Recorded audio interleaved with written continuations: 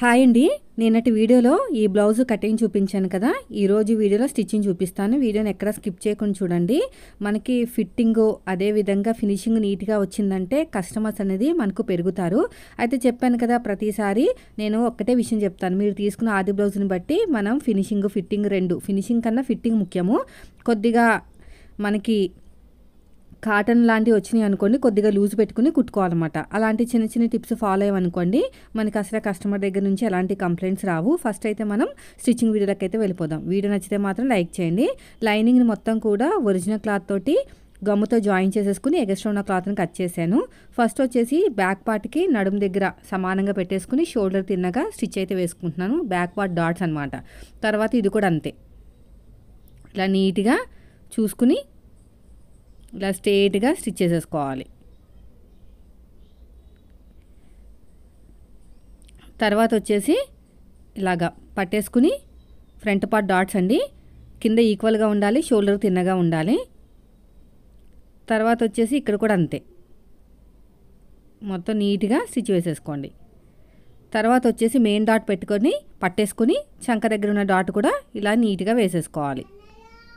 ఇది అయిపోయింది. చూడండి ఎంత బాగా వచ్చిందో షేపు. తర్వాత వచ్చేసి రెండోది కూడా అంతే. ఫస్ట్ వచ్చేసి మనకి మెయిన్ డాట్ కింద ఈక్వల్గా ఉండాలండి, స్టార్టింగ్లో షోల్డర్కి తిన్నగా ఉండాలి. తర్వాత వచ్చేసి ఉక్సుపట్టి కాజాపట్టి దగ్గర ఉన్న డాట్ ఇలాగా. తర్వాత వచ్చేసి చంక దగ్గర ఉన్న డాట్ మెయిన్ డాట్కి తిన్నగా వేసుకోవాలి ఇలాగా. చూడండి, చూసారా ఎంత పర్ఫెక్ట్గా వచ్చేసిందో.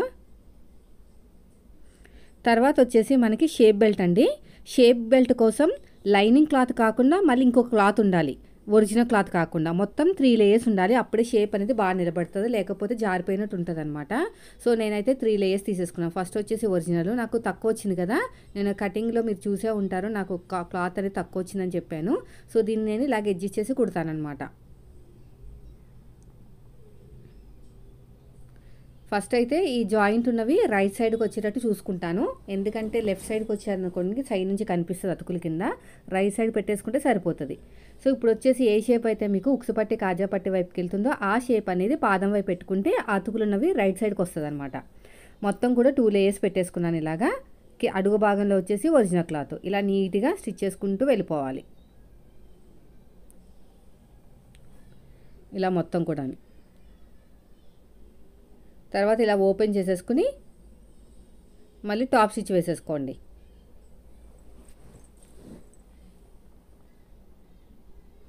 మళ్ళీ క్లోజ్ చేసేసుకుని ఇంకో స్టిచ్ వేసేసుకోండి ఇలాగా. ఇలా నీట్గా క్లోజ్ చేసుకుని ఇంకో స్టిచ్ వేసుకోవాలి.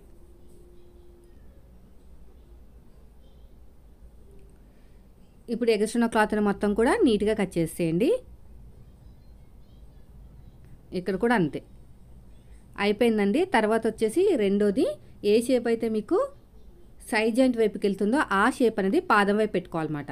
అలా పెట్టుకుంటాం వల్ల ఇక్కడ మనకి నీట్గా ఉన్న క్లాత్ వచ్చింది చూసారా, అది ఎక్కడి నుంచి అంటే మనం నెక్ దగ్గర కట్ చేస్తాం కదా, ఆ పీస్ అనమాట.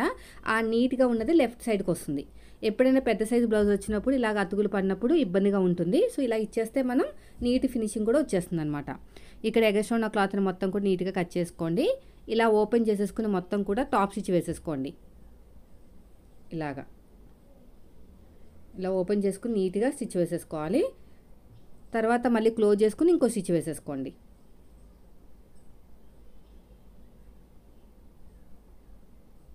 ఇప్పుడు ఎగస్ట్రా ఉన్న క్లాత్ని మొత్తం కూడా నీట్గా కట్ చేసేయండి.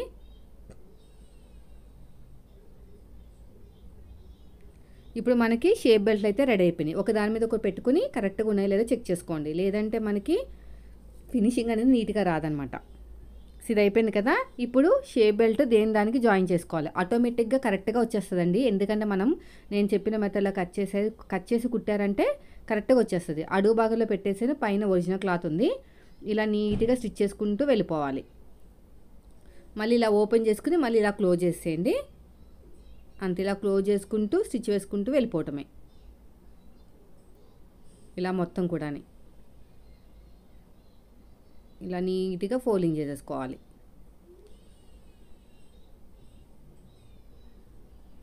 ఇలాగా అయిపోయింది. తర్వాత వచ్చేసి మనకి ఈ షేప్ బెల్ట్ పైకి వస్తుంది అనమాట. ఇలా పెట్టేసుకుని ఇలా నీట్గా కుట్టుకుంటూ వెళ్ళిపోవాలి.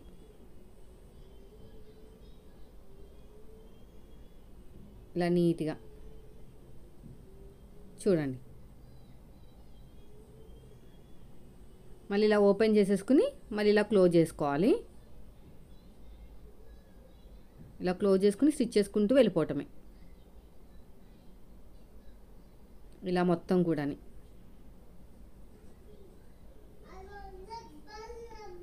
ఇలా అంతా నీట్గా క్లోజ్ చేసుకుని స్టిచ్ చేసుకుంటూ వెళ్ళిపోవాలి. ఎగస్ట్రా క్లాత్ని ఇలా నీట్గా కట్ చేసుకోండి. మీరు తీసుకున్న ఆది బ్లౌజ్ ఒకసారి చెక్ చేసుకోండి. ఎటువైపు అయితే మీకు ఉక్సు పట్టి కాజా పట్టి ఉందో, నాకు ఎడమ చేతి వైపుకి అయితే కాజా పట్టి ఉందండి. అందుకు నేను 3 ఇంచులు ఒరిజినల్ క్లాత్ ఉంటే తీసుకోండి, లేకపోతే లైనింగ్ క్లాత్ తీసుకోండి. ఒరిజినల్ క్లాత్ దళసరిగా ఉంటే లైనింగ్ అవసరం లేదండి. అదే పల్చగా ఉంటే లైనింగ్ వేసుకుని స్టిచ్ చేసుకోవాలన్నమాట. నాకు దళసరిగానే ఉంది, అందుకు నేను 3 ఇంచులు వెడల్పుతోటి తీసేసుకుంటున్నాను. పైగా నా దగ్గర ఒరిజినల్ క్లాత్ కూడా ఎక్కువే ఉంది. సో 3 ఇంచులు వెడల్పు, పొడుగు వచ్చేసి ఉక్సు పట్టి కాజా పట్టి కన్నా ఎక్కువ తీసుకోండి. ఎందుకంటే స్టార్టింగ్లో చిన్న ఫోల్డింగ్ ఇవ్వాలి అందుకుని. సో ఇప్పుడు వచ్చేసి దీన్ని అడుగు భాగంలో పెట్టేద్దాము. ఇది దళసరిగా ఉంది కాబట్టి నేను లైనింగ్ జాయిన్ చేయట్లేదు, లేకపోతే మరీ ఎక్కువ ఓవర్గా దళసరి అయిపోతుంది. స్టార్టింగ్లో చిన్న ఫోల్డింగ్ చేశానండి. ఇలా నీట్గా స్టిచ్ చేసుకుంటూ వచ్చేయాలి. తర్వాత మళ్ళీ ఇలా ఓపెన్ చేసేసుకుని డబల్ ఫోల్డింగ్ చేసేసుకుంటే 1.5 ఇంచ్ అనేది బయటకు వస్తుంది. సో దీన్ని మనం నీట్గా కుట్టుకుంటూ వెళ్ళాలన్నమాట. మళ్ళీ ఇలా తిప్పేసుకుని ఇంకో స్టిచ్ వేసేసుకోవాలి. రఫ్ ఇచ్చేసేయండి. అయిపోయిందండి. ఇప్పుడు ఉక్సు పట్టి మీద కాజా పట్టి మీద ఉక్సు పట్టి పెట్టేసుకుని ఒకసారి చెక్ చేసుకోండి కరెక్ట్గా వచ్చిందో లేదో. నాకైతే కరెక్ట్గానే వచ్చేసిందండి. చూడండి, కరెక్ట్గా మ్యాచ్ అయిపోయింది. ఇప్పుడు వచ్చేసి కొంచెం లైట్గా ఒక గీత అంతా ఎక్కువ వచ్చిందనమాట. మళ్ళీ ఫినిషింగ్ మిస్ అవుతుందని చెప్పేసి ఒక స్టిచ్ వేశాను. ఇప్పుడు కరెక్ట్గా వచ్చేసింది. ఇప్పుడు 1.5 ఇంచుతోటి కాటన్ క్లాత్ని మాత్రమే తీసుకోవాలి. ఒరిజినల్ క్లాత్ తీసుకోకూడదు ఉక్సు పట్టికి, అర్థమైంది కదా. కాటన్నే తీసుకోవాలి. నేనైతే 1.5 ఇంచుతో తీసేసుకుంటున్నాను ఇలాగా. సో దీన్ని పైన పెట్టేసుకుని పొడుగు వచ్చేసి ఎక్కువ తీసుకోవాలండి. ఫ్రిల్స్ మనం డాట్ దగ్గర ఒక చిన్న ఫ్రిల్ పెడతాము. ఇలా పైనుంచి స్టిచ్ వేయాలి. ఉక్సు పట్టి పైనుంచి, కాజా పట్టి ఏమో అడుగు నుంచి. సో ఇక్కడ కూడా చిన్న ఫోల్డింగ్ చేసేయండి. అక్కడ డాట్ దగ్గర చిన్న ఫ్రిల్ ఇవ్వడం వల్ల ఫిట్టింగ్ బాగుంటుందన్నమాట. సో ఇది కూడా అయిపోయింది. తర్వాత మళ్ళీ టాప్ స్టిచ్ వేసేద్దాము. ఇలా నీట్గా టాప్ స్టిచ్ వేసేసుకోవాలి. తర్వాత మళ్ళీ ఇలాగ డబుల్ ఫోల్డింగ్ చేసేసేయండి. ఇలాగా రఫ్ ఇచ్చేసేయండి. ఇలా నీట్గా ఫోల్డింగ్ చేసేసుకుని స్టిచ్ చేసుకుంటూ వెళ్ళిపోవాలి. అంతేనండి. ఎగస్ట్రా క్లాత్ని కట్ చేసేసేయండి. ఒక దాని మీద ఒకటి పెట్టుకుని ఒకసారి చెక్ చేసుకోండి కరెక్ట్గా వచ్చిందో లేదో. మనకి 1-2 గీతలు ఎక్కువ ఉన్నా కూడా కట్ చేసేసుకోవచ్చు. ఇప్పుడు బ్యాక్ పార్ట్ మీద ఫ్రంట్ పార్ట్ పెడుతున్నాను. బ్యాక్ పార్ట్ మీద ఫ్రంట్ పార్ట్ పెట్టేసుకుని సైడ్ జాయిన్ దగ్గర క్రాస్గా మనం డాట్లు వేసాం కాబట్టి కిందకి దిగుతుంది. క్రాస్గా కట్ చేసుకుంటే మనకి బొటిక్ లెవెల్ ఫినిషింగ్ వస్తుంది అనమాట. నేనైతే కట్ చేసేటప్పుడు కట్ చేయను, కుట్టేటప్పుడు కట్ చేస్తాను అనమాట. ఎప్పుడు అంతే. మళ్ళీ షోల్డర్ దగ్గర కూడా అంతే. జాయిన్ చేస్తాం కదా షోల్డర్స్, అక్కడ కూడా నేను కట్ చేసేటప్పుడు క్రాస్గా కట్ చేయను నెక్ వైపుకి, కుట్టేటప్పుడు క్రాస్గా కుట్టిన తర్వాత కట్ చేస్తాను. ఒక్కొక్కరిది ఒక్కొక్క మెథడ్ అండి. నాకైతే ఇలాగే ఈజీగా ఉంటుంది, ఇలాగే ఫినిషింగ్ బాగా వస్తుంది అనమాట. ఇప్పుడు నేను చెప్తా ఉంటాను కదా, కటింగ్ చేసేటప్పుడు కూర ఉన్న క్లాత్ని 1.5 తోటి కట్ చేసుకుని పెట్టుకుంటే మనం పట్టీకి యూజ్ అవుతుంది బ్యాక్ పార్ట్ కోసమని. సో అదే పట్టీ అండి ఇది. కొద్దిగా జాయింట్ పడింది. ఇప్పుడు నీట్గా కట్ చేసుకోండి 1.5 వచ్చే వరకు. ఇప్పుడు దీని మీద పెట్టేసుకుని ఇలా నీట్గా కుట్టుకుంటూ వెళ్ళాలి. డాట్ వచ్చిన చోట చిన్న ఫ్రిల్ పెట్టేసేయండి. ఇలాగా ఇక్కడ కూడా డాట్ వచ్చిన చోట చిన్న ఫ్రిల్ పెట్టేసేయండి. ఇప్పుడు టాప్ స్టిచ్ వేసేసేయండి. ఇలా నీట్గా టాప్ స్టిచ్ వేసేసుకోవాలి. అంతే. ఇప్పుడు నడాన్ని 4 భాగాలు చేసేసుకుని ఫ్రంట్ పార్ట్కి బ్యాక్ పార్ట్కి అన్నిటికీ కూడా మీకు నడుము లూజ్ చెక్ చేసేసుకోండి. ఒక మార్కింగ్ వేసేసుకోండి. ఇలా సగానికి ఫోల్డ్ చేసుకుని ఇలాగా ఇక్కడ ఒక మార్కింగ్ వేసేసుకోండి. తర్వాత ఇక్కడ కూడా అంతే.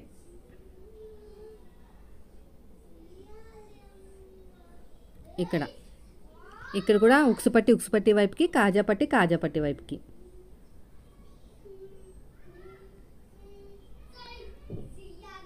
ఇలాగా. ఇప్పుడు వచ్చేసి మనం ఈ నెక్ దగ్గర ఈక్వల్గా ఉండాలండి. షోల్డర్ దగ్గర ఈక్వల్గా లేకపోయినా పర్లేదు కానీ నెక్ దగ్గర ఈక్వల్గా ఉండాలి. స్ట్రేట్గా ఒక స్టిచ్ వేసేసేయండి. ఇలాగా ఇలా నీట్గా స్టిచ్ వేసేసుకుని మళ్ళీ క్రాస్గా ఒక పావు ఇంచ్ అంత క్రాస్గా ఇంకో స్టిచ్ వేసుకోవాలి. అలా వేయటం వల్ల భుజాలు అనేవి జారకుండా ఉంటాయండి. ఇలా నీట్గా కట్ చేసేయండి. తర్వాత వచ్చేసి ఇక్కడ కూడా అంతే, ఇలా నీట్గా కట్ చేసుకుని నెక్ దగ్గర ఈక్వల్గా ఉండాలి. ఇలా స్ట్రేట్గా స్టిచ్ చేసుకుంటూ వెళ్ళిపోవాలి. అదేవిధంగా షోల్డర్ దగ్గర కొంచెం స్లోప్ ఇవ్వండి. సో అయిపోయిందండి. ఇప్పుడు ఎగస్ట్రా ఉన్న క్లాత్ని మొత్తం కూడా నీట్గా కట్ చేసేద్దాం. ఇప్పుడు మనం తీసుకున్న బ్లౌజ్కి షేడ్ మ్యాచ్ అయ్యేటట్టు పైపింగ్ క్లాత్ని అయితే తీసుకున్నానండి. ఇది వచ్చేసి లైట్ గోల్డ్ షేడ్ అనమాట. సో మనం నెక్కి వేస్తున్నాం కాబట్టి క్రాస్గానే వేసుకోవాలి. క్రాస్గా కట్ చేసేసుకుని ఎన్ని కావాలంటే అన్ని పీసెస్ జాయిన్ చేసుకోండి. ఒక్క క్రాసు వేరే పీస్ క్రాసు ఆపోజిట్లో పెట్టుకోవాలన్నమాట. అంటే 2 పీసులు వచ్చినాయి కదా, ఒక క్రాస్ వస్తుంది కదా, రెండోది కార్నర్కి ఆపోజిట్లో పెట్టుకుని స్టిచ్ వేసుకోవాలి. 2 క్రాసులు ఆపోజిట్లో పెట్టుకోవాలి ఇలాగా. అప్పుడు మనకి ఫినిషింగ్ నీట్గా వస్తుంది. చూడండి, ఇదంతా అయిపోయిన తర్వాత వన్ సైడ్ నీట్గా ఫోల్డింగ్ చేసుకుంటూ వెళ్ళిపోండి. ఇలా వన్ సైడ్ ఫోల్డింగ్ చేసుకుంటూ వెళ్ళిపోయి నేనైతే 1.5 తీసుకున్నానండి. విడత వచ్చేసి పొడుగు వచ్చేసి మన నెక్ కన్నా కొంచెం ఎక్కువే తీసుకున్నాను. ఇలా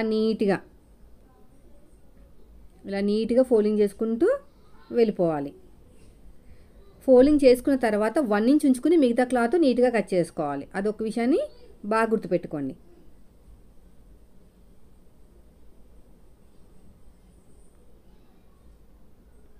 ఇలాగ వన్ సైడ్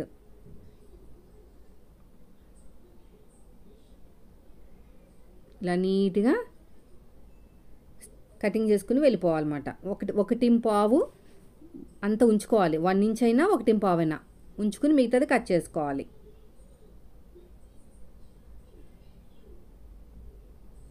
ఇలా స్టార్టింగ్లో చిన్న ఫోల్డింగ్ ఇచ్చేసుకుని ఇలా నీట్గా కుట్టుకుంటూ వచ్చేయండి. పాదం ఇంచు డిఫరెన్స్ తోటి ఇలా నీట్గా కుట్టుకుంటూ వచ్చేయాలి.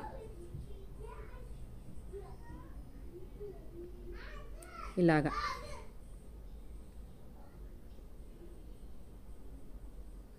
ఇలా నీట్గా స్టిచ్ చేసుకుంటూ వచ్చేయాలి.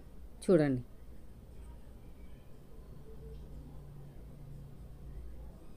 చూసారా? ఇలాగా మొత్తం కూడా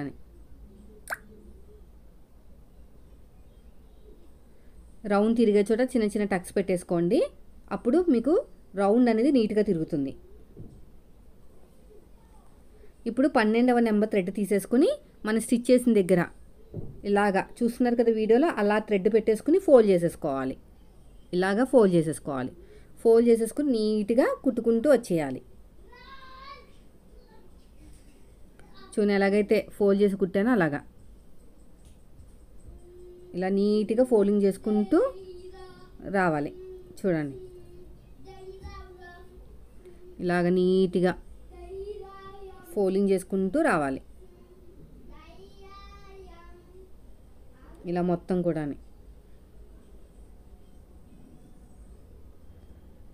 నీట్గా రావాలండి. అప్పుడే ఫినిషింగ్ అనేది బాగుంటుంది. చూస్తున్నారు కదా నేను ఎలా ఫోల్డ్ చేసి కుడుతున్నానో అలాగా. నార్మల్ పాదంతో రెండో వైపుకి నేనైతే హెమ్మింగ్ చేయిస్తానండి. ఎందుకంటే పట్టుది కదా, స్టిచ్ వేసానంటే బాగా హైలైట్ అయిపోతుంది అనమాట. డైలీ వేర్ మీద అయితే పర్లేదు, కానీ ఇలాంటి పట్టు వాటి మీద మాత్రం మనం రిస్క్ చేయకూడదు. ఫినిషింగ్ అనేది నీట్గా రావాలి కాబట్టి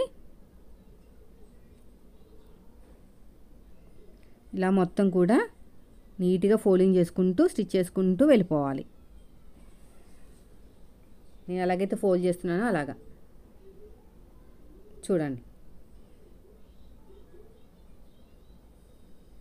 ఇలా ఫోల్డింగ్ చేసుకుంటూ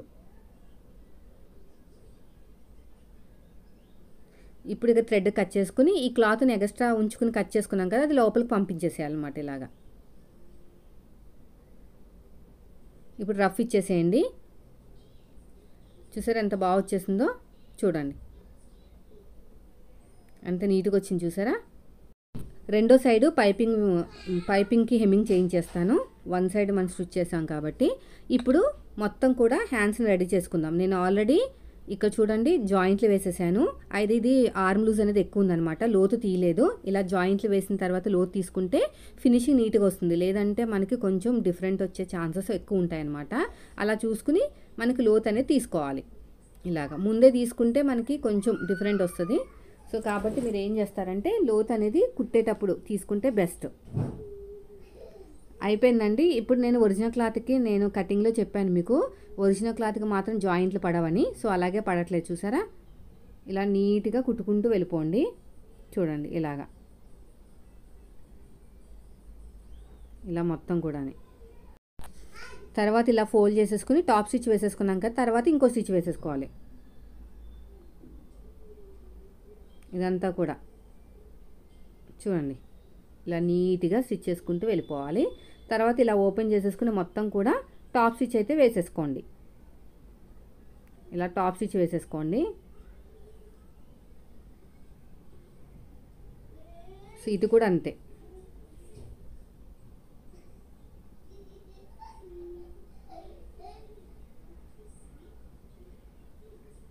ఇలాగా ఇలా నీట్గా మిడిల్ ఒక చిన్న టక్ ఇచ్చేసుకుని హ్యాండ్ లూజ్ దగ్గర కరెక్ట్గా పెట్టేసుకుని చూడండి, ఎక్కువ తక్కువ ఏమైనా వస్తే నీట్గా కట్ చేసుకోవాలండి. అర్థమైంది కదా.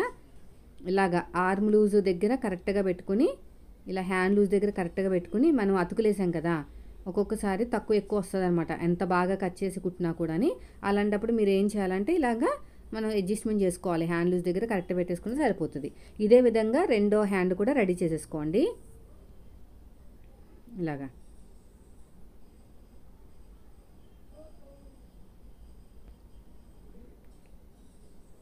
చూడండి.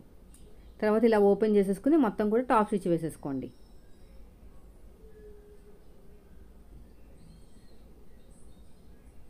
మళ్ళీ ఇలా క్లోజ్ చేసుకుని ఇంకో స్టిచ్ వేసేసేయండి.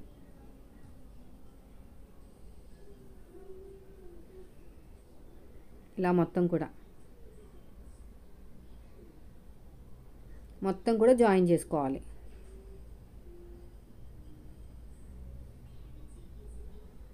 చూడండి ఎలాగైతే జాయిన్ చేస్తున్నానో అలాగా.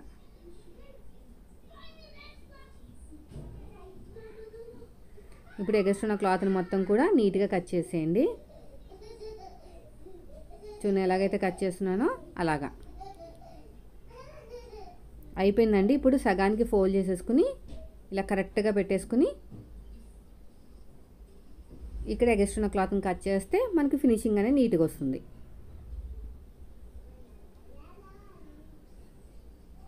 ఇలా మొత్తం కూడా మిడిల్ నుంచి మాత్రమే స్టార్ట్ చేసుకోవాలి. చెప్పాను కదా ఫ్రంట్కి ఫ్రంట్, బ్యాక్ వచ్చేటట్టు.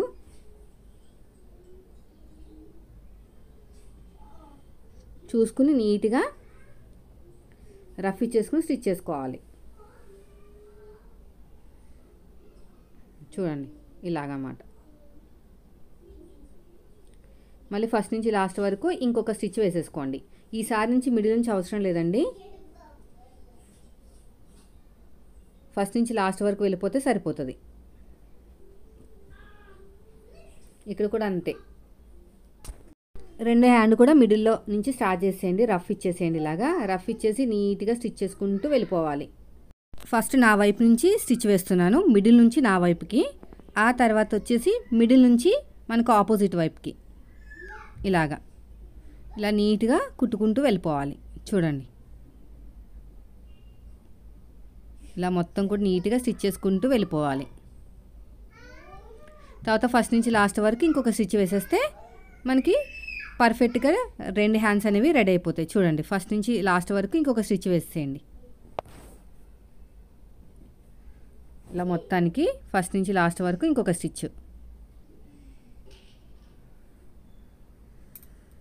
అయిపోయిందండి. ఇప్పుడు సైడ్ జాయిన్ చేసేద్దాము. నేను చెప్పాను కదా సైడ్ జాయింట్కి అయితే మీరు ఖచ్చితంగా బ్యాక్ పార్ట్ నుంచి మాత్రమే స్టార్ట్ చేసుకోవాలి.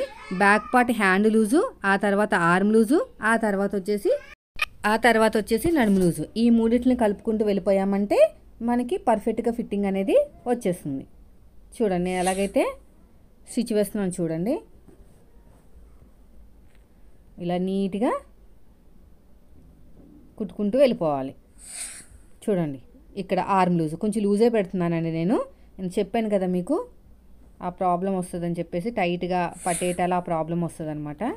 అందుకునే ఇలా స్ట్రైట్గా స్టిచ్ చేసుకుంటూ వెళ్ళిపోయి ఇలా రఫ్ ఇచ్చేసుకుని ఇంకో స్టిచ్ వేసేసేయండి.